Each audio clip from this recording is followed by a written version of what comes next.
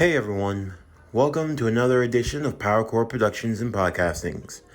And today, we are going to be concluding Highschool DxD Fallen Hero, What If Issei Was the Blue Beetle, Season 2, Part 4, the Season 2 finale.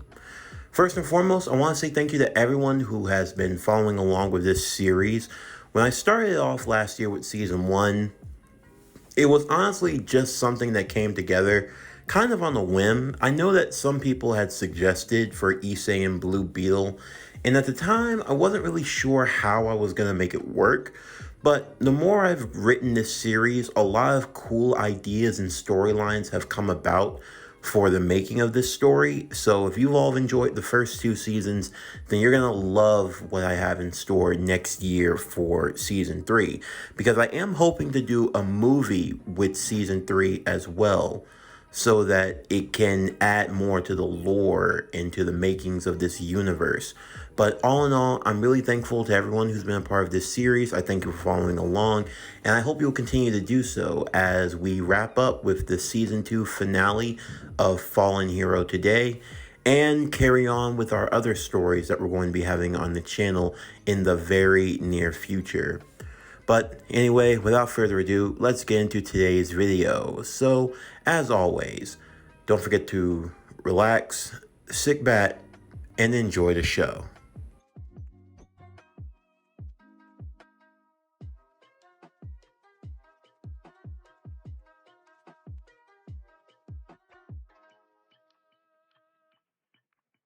The principal's office of Kuo Academy was being used for the Grand Summit, with John Constantine, the Earth delegate, serving as the overseer for the three great powers, Michael representing the angels, Sir Zex and Seraphal Leviathan representing the devils respectively, two of the four kings, and with Azazel serving as the leader and representative of the fallen angels.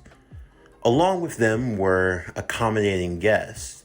For Sir Zex, he had his sister and a few members of her family, along with Seraphal with her sister Sona and her assistant Tsubaki. There was also Michael, who had Shiera, the Red Dragon Empress, along with his promising angel in Irina. And then there was Azazel, who had with him Vali, the White Dragon Emperor. And for John Constantine, he also had his niece, that being Zatanna. To say that the tension in the room was palpable would be a major understatement. A meeting of these great powers wasn't something that happened very often.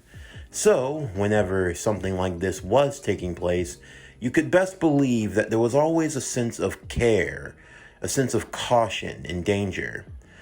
Among all of the guests here, there was also the girl known as Raven, the daughter of Trigon. Among all the combustible elements, Constantine decided to get things underway, hoping that whatever fires had been stoked from years of war and conflict could finally be resolved in a manner that wasn't going to get in the way of his fun. As the meeting got underway, many topics would be discussed, among such being what a true treaty between the three great powers would look like. It wasn't lost on anyone that they were all reeling from the last great war, the war that saw the death of God and the four original Devil Kings. However, as they all noted, it was mainly because of Trigon that resulted in their deaths in the first place.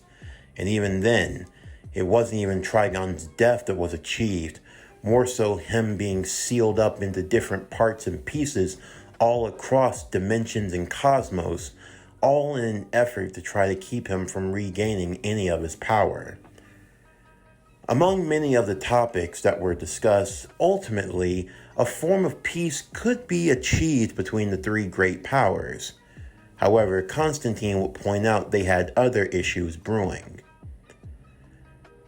We gotta talk about the combustible elements in the room now, don't you think? Combustible elements, Sir Zex would say. Well, it's no point in denying that there are a lot of great powers in this room indeed, but I'm talking more about the youth. For example, Sir Zex, there's your sister, the member of her party, the Scarab Boy.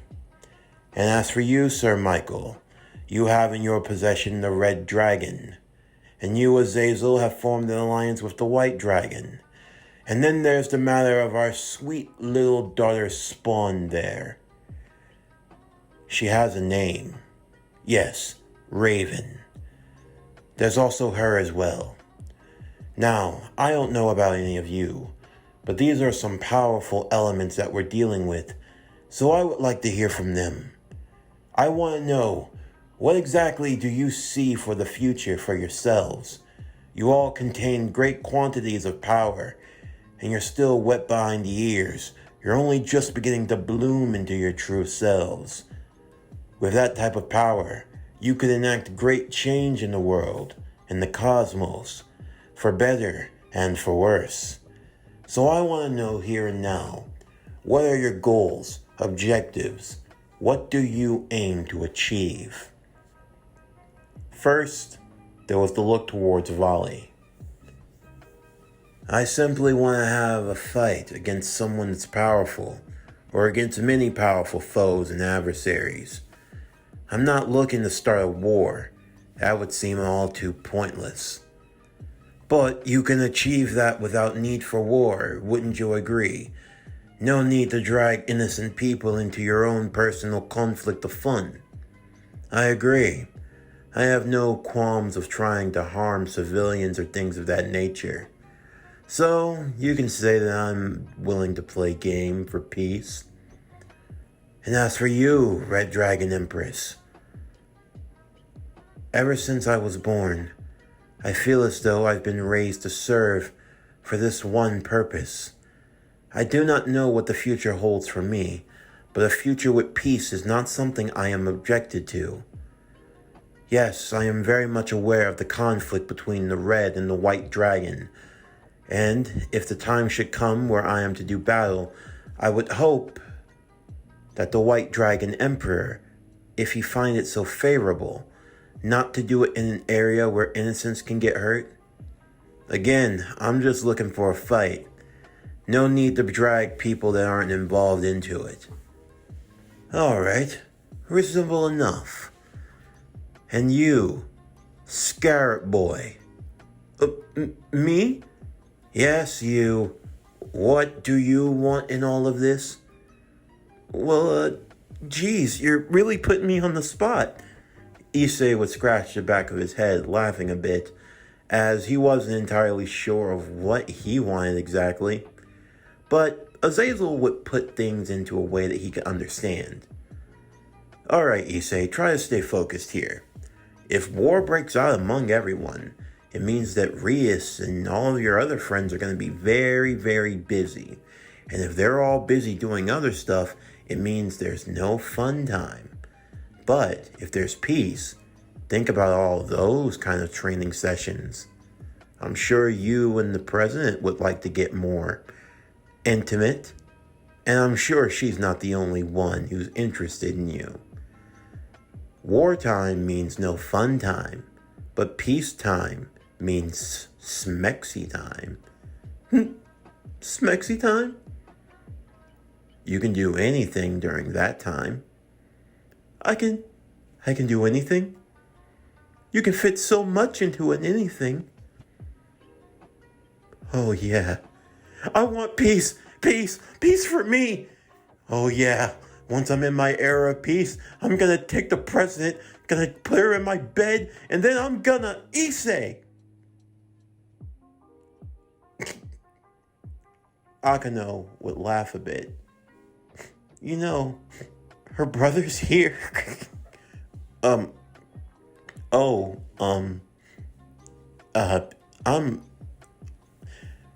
Sir Zex would smile and everyone would have a good laugh at this, although Rias was extremely embarrassed. However, there was also another matter, one that everyone turned to somberly. Not for any bad reason in particular, but it was something that couldn't be ignored. And then there's you, Raven. You don't have to give me the spiel, I already know. Daughter of Trigon, ancient evil that almost destroyed the world, ended up getting a lot of your famed leaders killed in a great war and tragedy. I'm truly sorry about that, but I have no interest in following in his footsteps. Honestly, if I'm being upfront with all of you, I don't want to be a part of any of this. That may very well be, but what you want and what's reality are two entirely different things. I understand, and I don't hold against you for your lineage, but still your lineage does and will always play a factor into these things. Because whether you like it or not, you are the daughter of Trigon. That means a piece of him is always inside of you. You are a conduit. A conduit? Issei would ask. Yes. In case anyone doesn't know, yes, Trigon's soul was chopped into pieces. Yes, they are all sealed away. However, he has a tether to this world. That is Raven. As long as she lives, she is always going to be in constant danger. The influence from her father, even beyond the grave, is not something that can be understated. Trigon is a powerful enemy. And for everyone in this room, myself included, as powerful as we might be, I can assure you Trigon is every bit as worse. If just a fraction of him is able to escape, there's no telling how much damage and chaos it can cause. And Raven there is a conduit. He can use her as a vessel for his soul, even if it's stuck in another ceiling dimension. That means she is the doorway for him to escape. And as such, she poses a danger to everything that you love and care for. Now, I'm not saying this to be rude, but I do think that some things need to be established here. For starters, who is going to take claim over her? If anything happens for any reason, then in the likeliest of nothing's going to happen, Issei would stand firm to this. Rias was worried for what Issei might say, but she knew she couldn't stop him. Raven's my friend. I'm going to look after her no matter what. Trigon's not going to take over her body, and he's not going to escape. I won't allow it. You can say a lot of things you will and won't do, but I don't think you're in a position. It doesn't matter. I'll do whatever it takes. I'm not going to let Raven die. And if anyone's got a problem with that, they can come see me about it. Okay. Seems like the Blue Beetle's got some balls after all. Perhaps they're not too bad. But still, talk is cheap, and I hope you're aware. If worse comes to worse, what needs to be done will be done. You understand, don't you? It means you don't let it get to that point. If no one else will take responsibility for the girl, then our Blue Beetle here will be the one. But that means every death, every life lost, every ounce of destruction, that is on your head. Now, tell me, can you handle that? Can you handle that responsibility? Sure, we don't want her to go on a rampage. We don't want her to kill people. We don't want the worlds to be plunged into darkness. But again, what you want and what will happen can sometimes be entirely different things.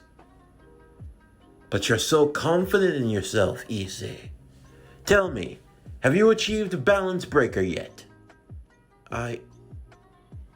You haven't achieved Balance Breaker. You haven't achieved it with your sacred gear, but you're gonna talk about what you are and aren't gonna do. No, here's what's gonna happen. We will do what needs to be done when the time comes. I advocate that we watch over the girl.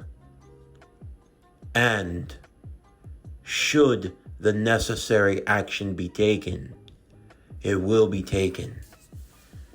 I'm sorry, but that's just how it is, Constantine said, looking at Raven. It's not like I don't understand. I accept that. Thank you. For Issei, he felt himself freeze up. He clenched his fist. Asya could see that he was clenching it so tight that he was starting to draw some blood. Just how foolish was he? Speaking out of turn like that at a meeting like this, trying to act all big and bad. In the grand scheme of things, he wasn't even the strongest in the room.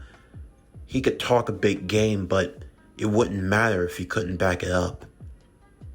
However, Raven would walk back with the others as she stood behind Issei. Just enough for only him to hear. He heard. Thank you. It was at that moment time would begin to freeze and stand still. It was in that instant Rias knew that something was wrong. Gasper was in trouble. The summit found itself under attack by cloaked figures, magicians, and there were a bunch of them. Rias would offer to go and save Gasper, and Issei would be behind her. With time freezing, only a select few were able to withstand the power of Gasper's hidden Balor view. Among the summit leaders, there was Zatanna, along with Vali, along with Irina, Zenobia, as well as Shiera. There was also Issei, and thankfully Rias, who had been standing next to him at that exact moment, as well as Kiba, who was also protected by his holy devil sword, as well as Zatanna, who had her own powers and thankfully was standing close to her uncle. They all were saved in this encounter, along with Raven, who wasn't affected either. Using the form of castling, Rias would switch positions to go to the club room, along with Issei for the assistants. However, before leaving, Azazel would give Issei an armband. By putting it on Gasper, it would get his power under control. The second armband he had also given to Issei. It was to allow him to temporarily access Balance Breaker when needed. As for a third one that he kept as a spare, he gave it to Shiera, since she would most likely need it. The only one with a true Balance Breaker at the moment was Vali, and he would be sent off on the outside to deal with the many hoarding magicians. In the meantime, the leader of this raid attack would reveal themselves. None other than one of the former ancestors to the ancient Devil Kings, Kaluya Leviathan. Of course, Constantine wasn't going to turn down a beautiful maiden that had come his way. Hubba hubba. Well now, Kaluya, I haven't seen you in a while. John Constantine, as I live and breathe. Now, if you wanted to get my attention, all you had to do was ask. Could have given you my phone number. Could have took you out for a drink or two and shown you a real good time. While that is tempting, unfortunately I'm here on different business. However, if you would want to help me, kill all of the current leaders in power and become a delegate for me, then I think you and I could definitely have a good time. Damn, that is a tempting offer. Don't you think, Azazel? I mean, I've seen better, but to each his own. So, what will it be, Constantine? Will you join me? Unfortunately, alas, I cannot. And because you attacked this summit, you're gonna have to pay. So you can surrender now, or my associates here will have to kill you. I don't think that's going to happen. You see, we're playing by different rules now. In one way or another, the power that was lost to those who inherited their titles rightly will be restored. Ordered through chaos, you all have failed in your endeavor, and now it's time for a new class to rule, which means, unfortunately, you all must die.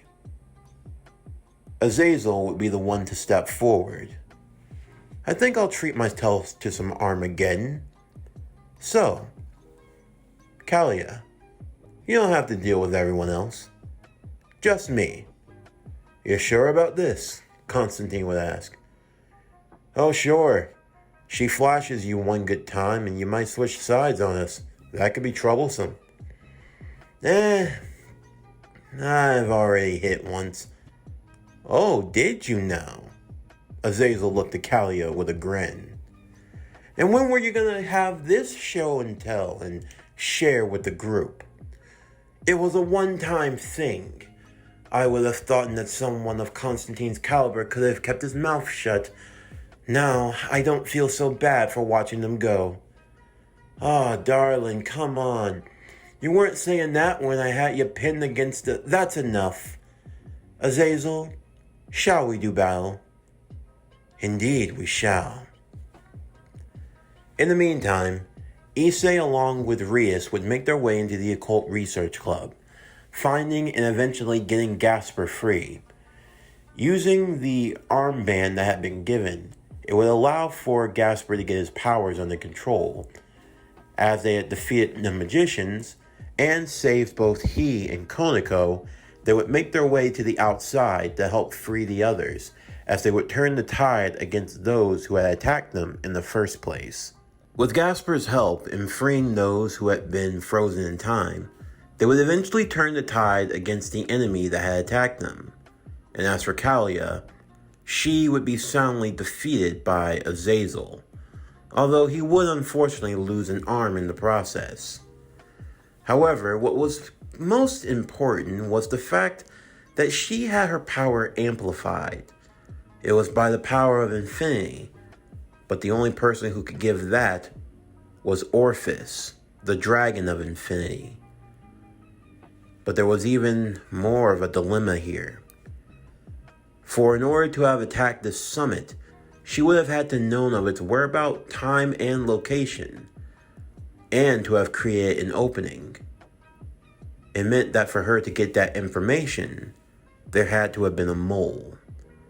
And the mole did not waste any time in making himself known, as Azazel was blasted out of the sky, looking up with a smug as he knew exactly who it was. Now, Volley. If you were going to show your hand, you should have done it sooner. It's nothing personal, Azazel. It's just business. So, I'm guessing you're a part of that rumored terrorist organization that's been running amok across the different dimensions. You're a part of the Chaos Brigade, led by Orpheus. Isn't that right, Volley?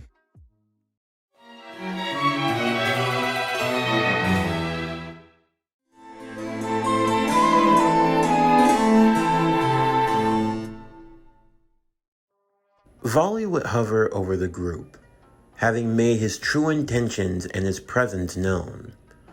Azazel had been following on a lead of a group of individuals from different sets and powers, drawing their power together in influence, that referred to themselves as the Chaos Brigade, although why they had formed, no one entirely knew.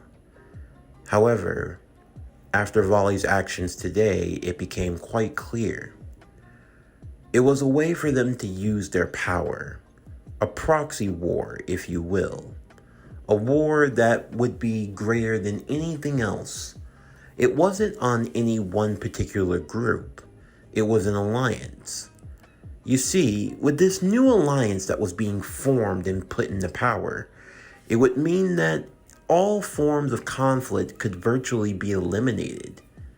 Of course, for Vali, he lamented the era that he was born in, an era where God was already dead, where the former Devil Kings were already dead, where warriors of ancient power and strength were already dead. Even Trigon himself. Vali would never get a chance to get a shot at any of them. Who would rival him? Who could be the one to challenge him? As he looked out, there were 3 in particular. No, there were 4. He eyed Shiera, Zatanna, Raven, and Issei. All 4 of them with a unique power in and of itself. One that they could rise and bring to the surface. They could become far greater than what they were. And for Vali, he wanted that challenge. Shiera would be the first one to step to him, as her angel wings would come face to face with his devil. The origin of Vali now being brought to the forefront. For like Kalia, he was a descendant of one of the ancient Devil Kings, that being Lucifer. Azazel already knew that Vali would be one of the greatest white dragon emperors to ever live, with the power that coursed within his veins. Even so, for now, he wanted to see who would be the one to step up, who would be the one to face him. Everyone would watch as the Red Dragon Emperor and the White Dragon Emperor would do battle. The Emperor and the Empress, the Angel and the Devil, day and night, Vali and Shiera. The 2 would strike and clash with one another, with a ferocity and with a strength that neither side could truly fathom. For Issei, as he watched on, the 2 in their berserk forms of sorts, the 2 dragons raising their power to the next level, their balance breakers. It filled Issei with awe, the immenseness of the power being far greater than anything he could truly comprehend. For Shiera, it was the first time she had ever achieved balance breaker, although it was by a forced transformation, meaning that swell of power she had would not last for too long. All the same, she impressed Vali greatly, although when her time ran out, she found herself descending to the ground, and Vali was still ready for a fight, if there was anyone that could even match him at this point. He would then look to Issei. He wondered, and then he asked, "Are you not going to try? What's the matter? Are you lacking motivation?" Unfortunately, I'm not a woman, although if I was, you'd probably have other intentions. I must say, compared to others who have had the scarab, you are truly pathetic. I can't imagine what the great Kajada must think. I mean, it's truly dishonorable. The scarab was passed down from great warriors in the past, and now it's in the hands of a petulant child who doesn't fully fathom the world he's in. Tell me, Issei, has it truly dawned on you where you are, where you stand in the grand scheme of things?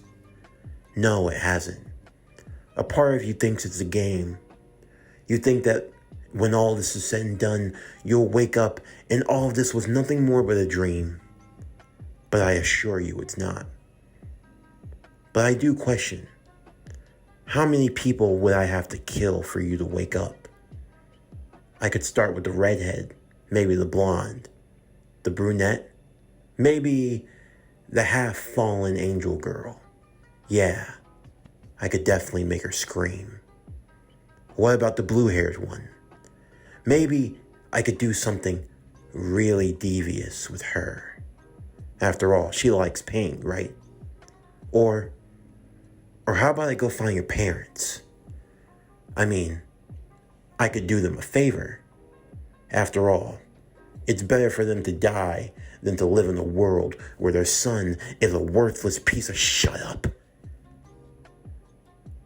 What was that? I said shut up.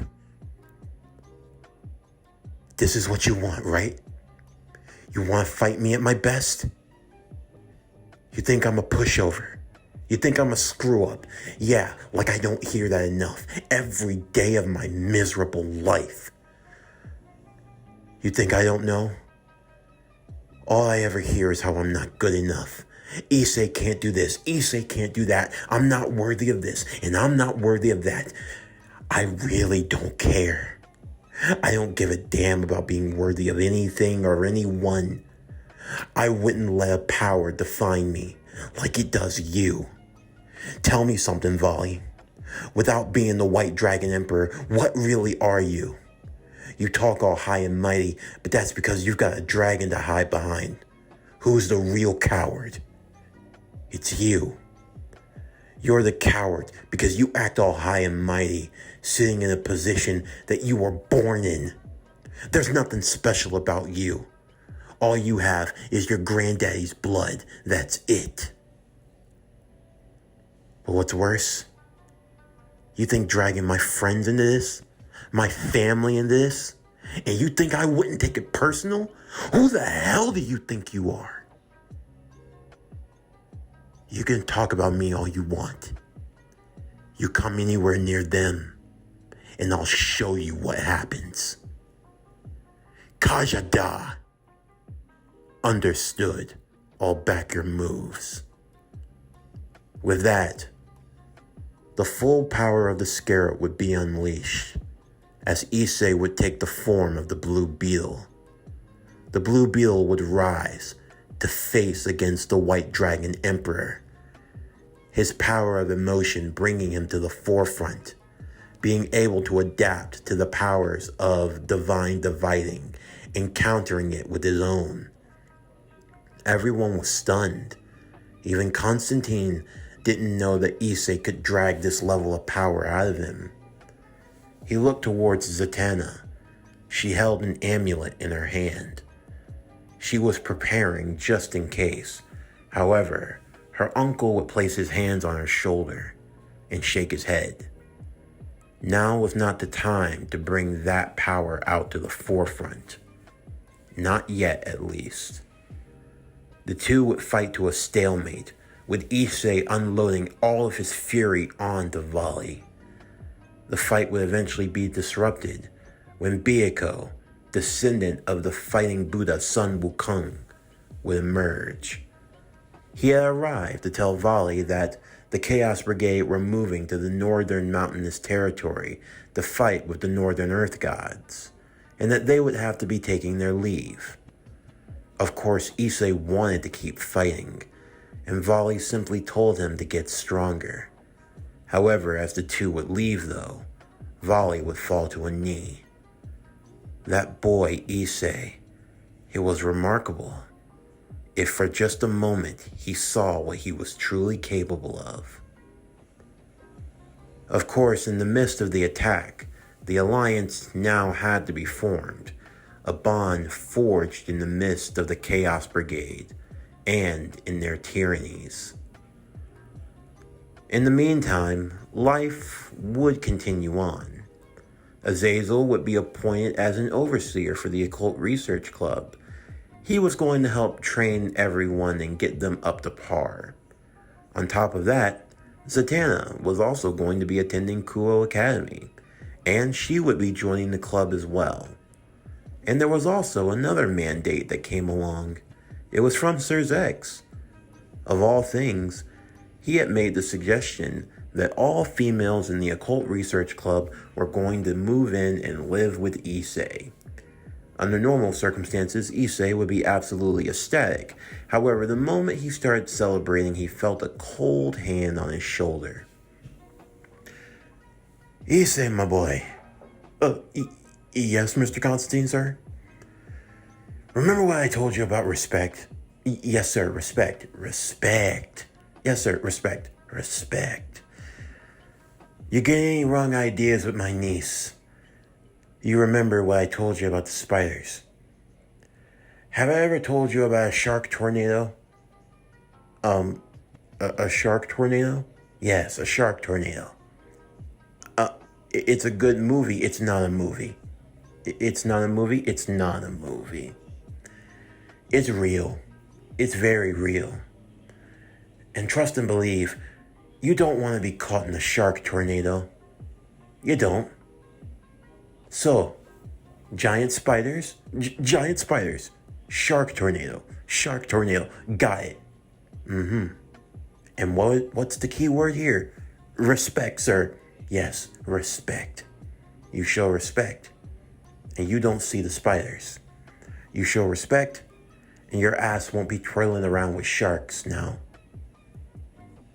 Watch after my niece, and be a good boy. Come on, tighten up. Azazel, I leave everything in your care and keeping. You don't have to worry about a thing. I know you're a busy man. Indeed I am. I need to go speak to the deities in China. Also, I have a lot of other acquaintances that I need to make, so I'll best be heading off now. And with that, Constantine would give Zatanna a hug and a warning. Don't call on it unless it's a last resort. Understood? Yeah, I won't. Please don't do anything too reckless.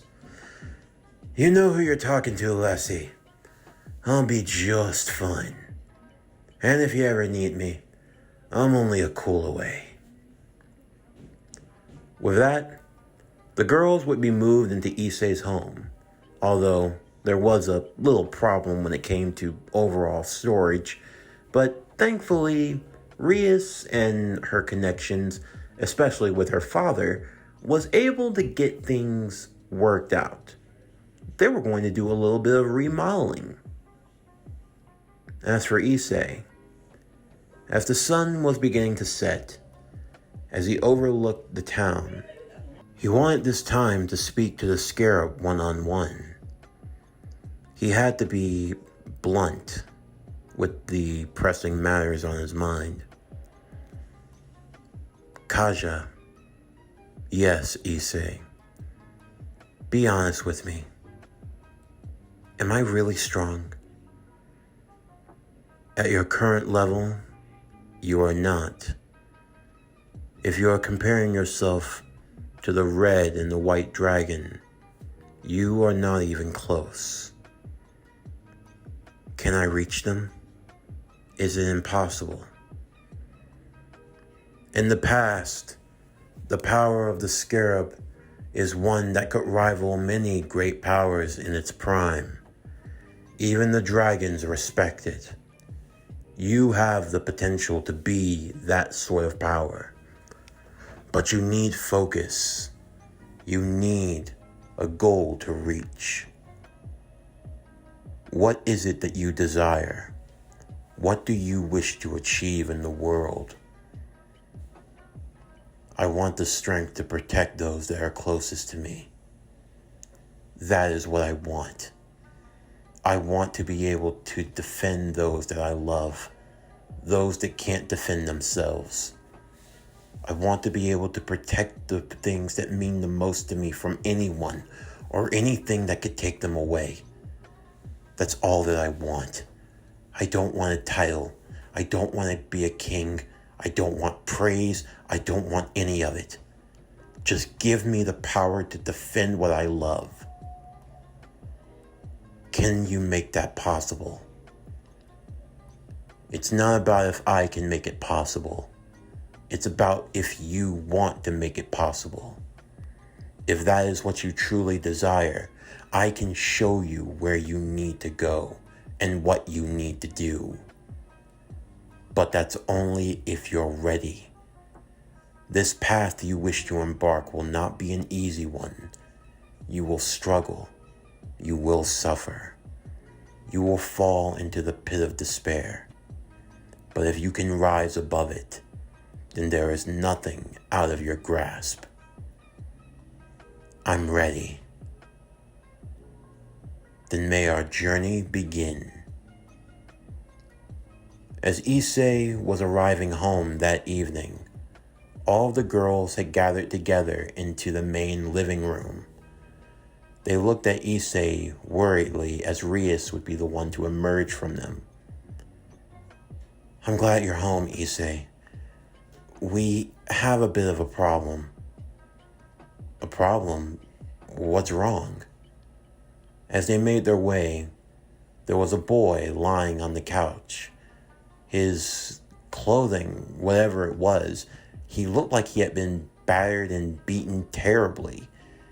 He was wearing a uniform of gold and blue, although he looked like he had been worn and ripped to shreds. As the boy slowly came to his senses, he shook away immediately at Issei as he stood guard. Stay back. Stay the hell away from me. You can't fool me. I know who you are. Calm down. I don't understand. I don't know who you are yet. But you will soon enough. Look, I have no idea what's going on. Apparently you came from out of the sky, out of nowhere. Can you at least tell us who you are? They call me Booster Gold. Okay, Booster Gold. Where did you come from and why are you here? I came from the future. I got back, right? This year, it's not in... They would tell him the year and he breathed a sigh of relief. Then it means it's before the change. It means that there's still time. There's still time to change things. To change what? Issei would ask. You're not gonna believe this, but I come from the future. In my timeline, everything's destroyed. Destroyed? What happened? Trigon. He killed them all. You helped him. Booster Gold looked to Issei. What do you mean, I helped him? You, Issei. You served Trigon. The kings. The great powers. You killed them all. This concludes High School DxD Fallen Hero. What if Issei was the Blue Beetle? Season 2, Part 4.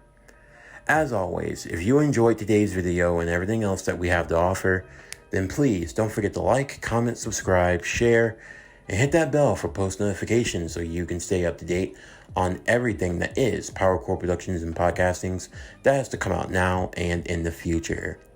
Thank you for following along to the conclusion of Season 2 of High School DxD Fallen Hero. Stay tuned for Monday's video as we're going to be continuing the series Bleach Legacy. What if Superman was in Bleach? Season 1, Part 5. But anyway, that's going to do it for the end of today's video. I'm Javon Harrington with PowerCore Productions and Podcastings. Signing off, and I'll see you next time.